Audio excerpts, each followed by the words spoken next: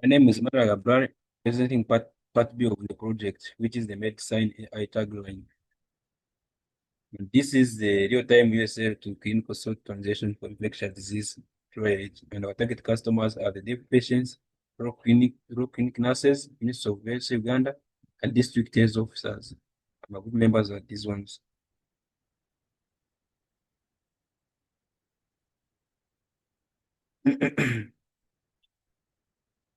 Now, first of all, we're looking at the deployed AI software, or deployed AI software system demonstration.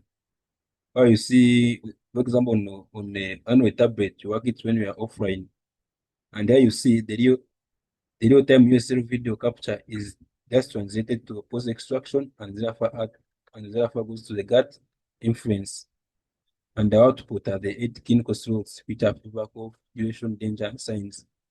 And here the person is trying to demonstrate to the system, and the clinical prompt therefore assigns to avatar signing.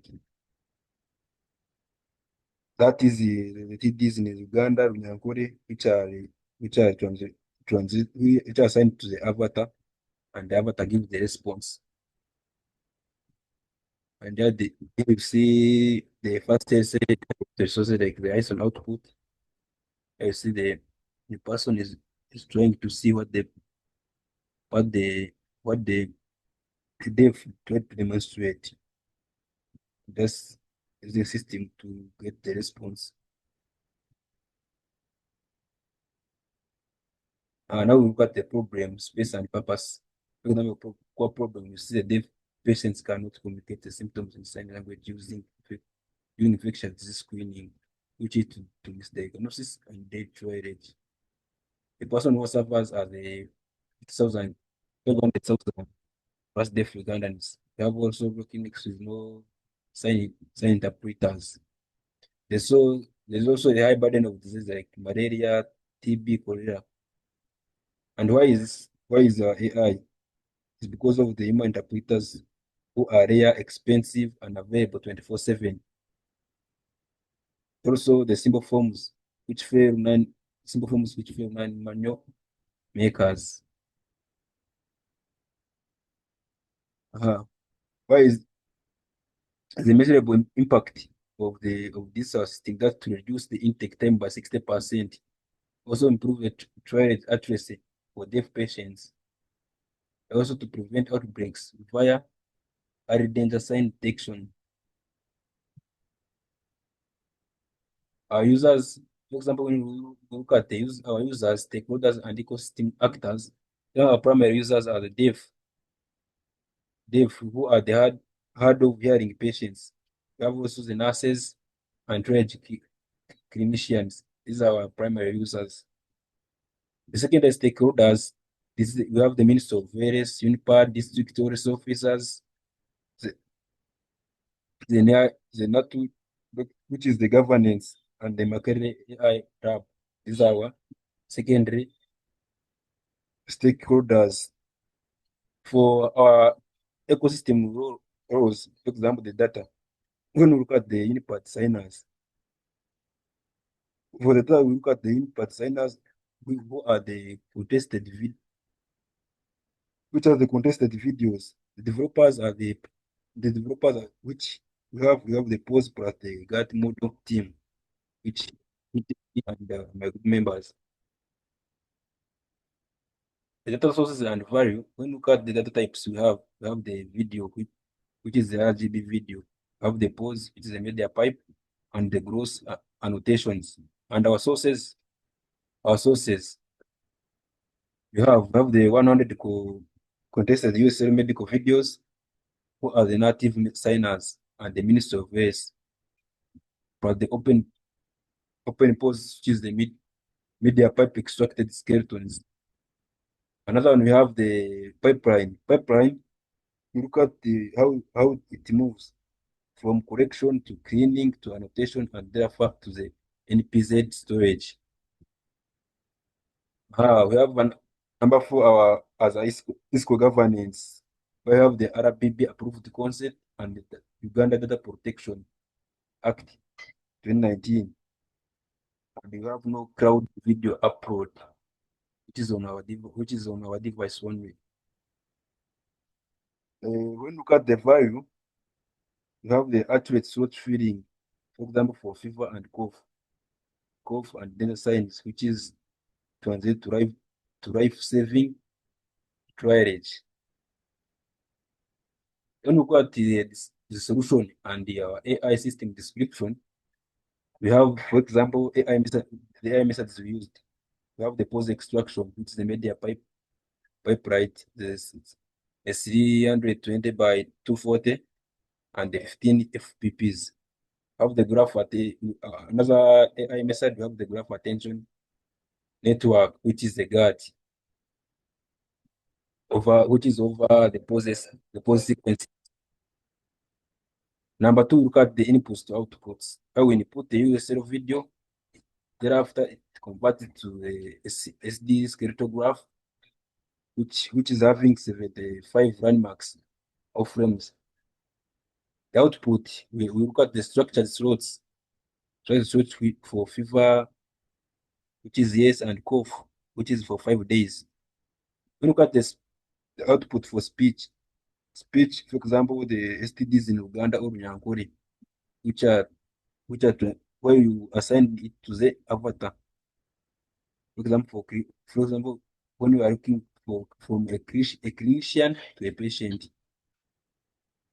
Look, our responsible AI, it is just based on the confidence-based absentation and the red flag escalation. Another one, we got the bias audit, for example, for gender, age, and region. Number four, when we look at the integration, from the offline Android app to the first center proprietary sources like JSON to the EHR. When we look at AI workflow, you have our data, which is a sign language or text, which is transferred to the model to a model, which is a GAT. When the model accepts it, it says yes. Therefore, it outputs the what? It outputs the avatar. Therefore, it gives the feedback. The key metrics and evaluations. When you look at the technical, you look at the pose extraction. Perhaps it's at 1.8% video success, which we try to. These are the videos we try to upload. And for the GAT, that's what F1 we got 57.5%, and our best was 66.7%, and our latency was less than 300 milliseconds on Android. For the user-centric usability goal was just less than 80% for the deaf user trust, and the time to induction, our target was 60%. For the ISCO, when we look at the ISCO number 3, which is the bias, which is less than 15% across gender region. For the when we look at the business, it is deployed in business. AI is deployed in 100 plus rural clinics, and the one for AI by Minister of Health partnerships. When we look at the unfair division and differentiation, what others can't copy. Have the corrected USL medical corpus, which is the 100 which is the 100 plus IRB plus approved videos. Also look at the domain specific screening ontology, which is the Ministry of Health aligned. You have also the graph plus logic layer for ski project and danger science. Have the offline first and raw source deployment. Our feedback loop was from the user collections to train it to the GAT and improve the result.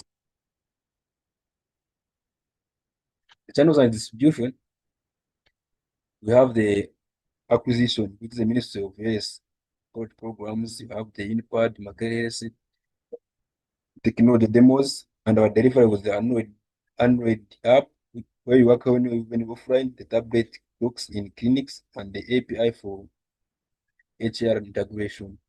Have the retention, where we have the community feedback portal and the monthly model updates for the users.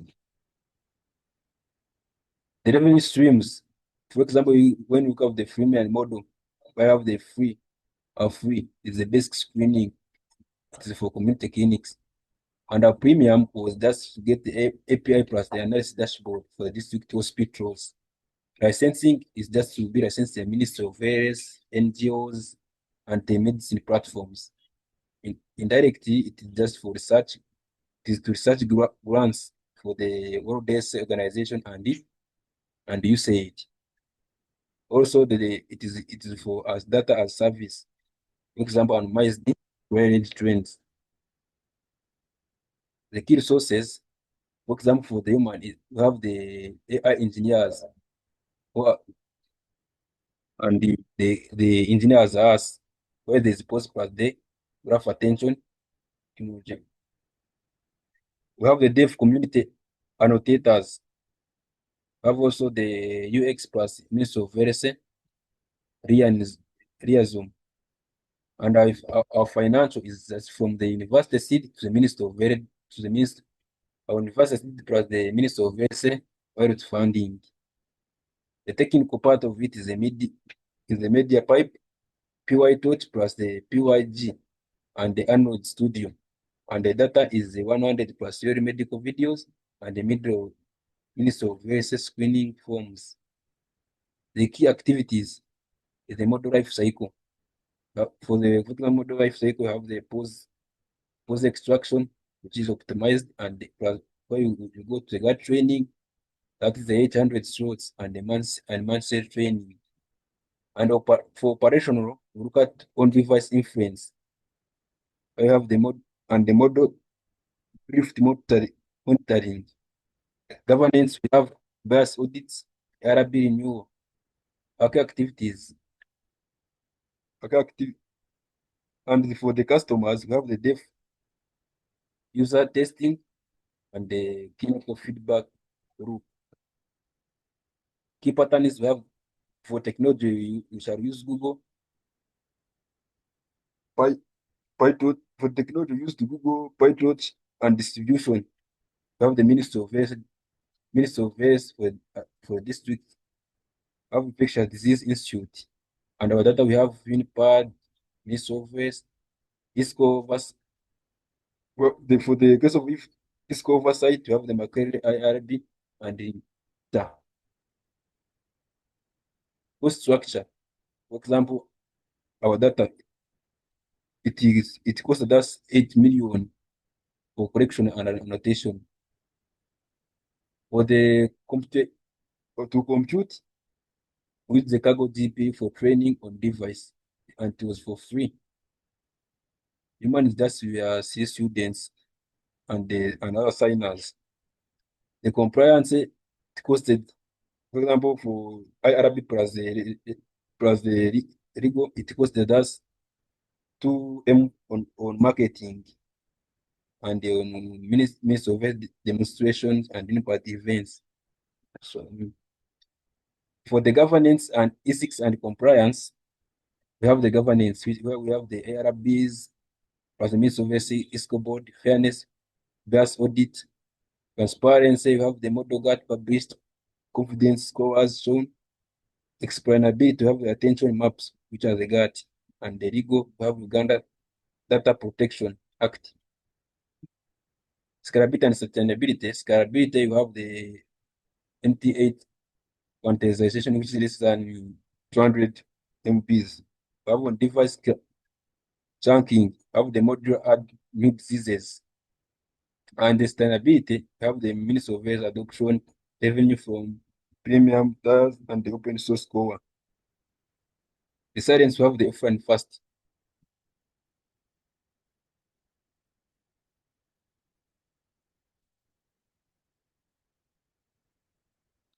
The intellectual property and innovation, we look at the protected assets. We have the user medical screening data set, where we have the copyright.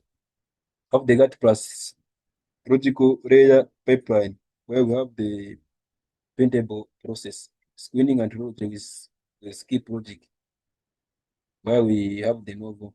And the highlight of my project is the first AI trade system for USL Uganda Sign Language in Uganda. The team contribution for me, I tried to contribute the part of post extraction pipeline plus optimization. And the Robert contributed that model training plus sort classification. For Joker, he contributed the Android app plus live demo integration. The current status and next steps, that's when it is completed, you have the 426 USL videos collected, post extraction pipeline, the guide trained, and the progress. We are just looking at the Android APK